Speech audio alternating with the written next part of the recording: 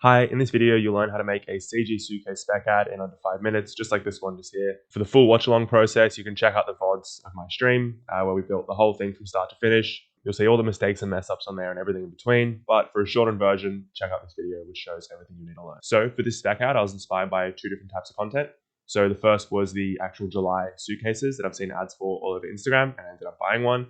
And the second was from a company called Flare Studios. It did an ad for American Tourister. So I saw these both and thought I'd like to recreate something like that from scratch. Now, to get started, I started with the default cube and deleted it. And the first actual step was to model the suitcase. So to do this, I brought in as many reference photos as possible from the actual July suitcase website and a whole bunch of separate angles as well that I put into a separate reference document. In my case, it was on PureRef. So I had different views, not just from the general orthographic perspectives. This really helps later when getting that extra fine detail in there. Now, there are obviously a ton of different ways to model things, so I'm just going to go through my quick way of doing it, which is definitely not the best, but it's how I did it. I started by importing a cube back again, lining it up to match the general dimensions of my reference images that I had in Blender, and then adding some loop cuts at the top and the bottom, and then beveling all of the corners. This was just to get a general shape of the suitcase.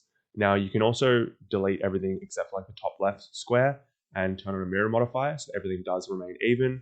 This means later you'll have to also apply that mirror modifier. This is just a way to confirm that everything is perfectly symmetrical across your object, but is it necessary? Then I created a couple of loop cuts in the middle section, which I'd use later for extra bits of detail, like for where the zipper was going to lie, and a bit of extra detail on the suitcase itself. With these loop cuts, I click Control R, or just a little loop cut tool on the side of the screen.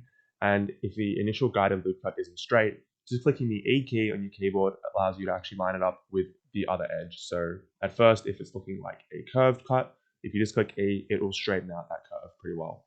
And this works most of the time. For the zipper, I again used a reference image, traced out the general size and shape of the zipper, and then set this on an array modifier. Then to have it actually follow the path of my suitcase, I went into edit mode on my suitcase, duplicated one of the loop cuts that had gone all the way around the suitcase, pressed P to separate by selection, and then turned that into a curve by going right click, convert mesh to curve.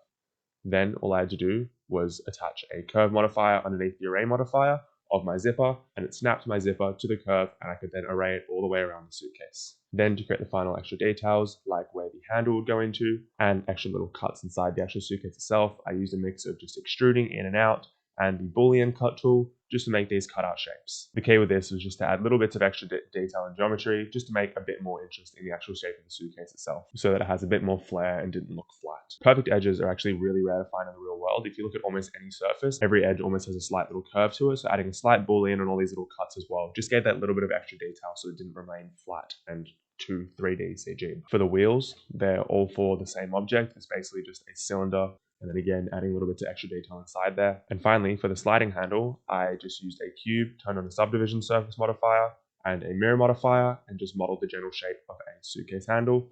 Applied this, then using the shape keys tool, I was able to sort of cheat an animation here, where I could have each part of the suitcase handle just slide down into the following segments. Finally, for the scene setup, I just used a cube, cut off the top and front sides, and made it nice and large and beveled it so it would be nice and smooth for the background, and then created a small pedestal that was just a cylinder with some curved edges on top and a couple cuts inside. I changed the background color to white because I just want it to be as bright as possible, and then added in a basic 3-point lighting setup, which you can find inside the Blender add-on preferences just by going edit preferences and typing 3-point lighting. Added this in, adjusted the levels, and then also added a couple point lights and spotlights just to remove some of the shadows in some of the darker areas where I'll be focusing certain bits of the shot on, like with the wheels, where it was quite dark around. Now, for the most important part with these spec ads, the animation. So this is actually a two-part equation. You've got the animation of the suitcase itself and the animation of the camera. For both of these, I don't want to make them too difficult.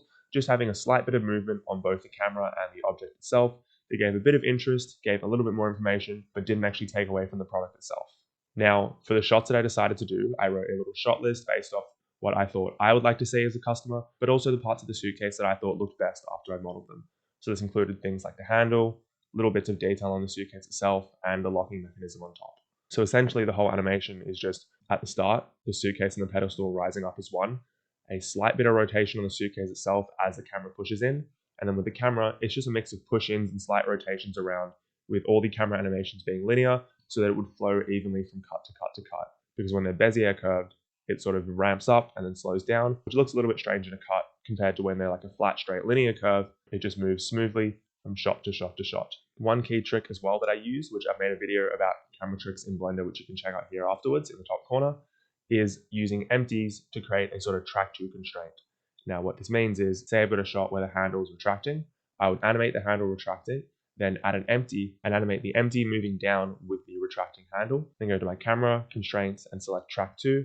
And I can select an empty, and this will just allow the empty to determine where my camera looks. This also means that for other shots where I wanted to have the camera focusing on a certain point, I can place an empty in the center of attention and then have the camera rotating around that point, which just creates some really, really nice smooth shots as well that you'd likely see in advertisements like this. Finally, for the shot where the 3 suitcases appear, it's a bit of a cheat, as you can see.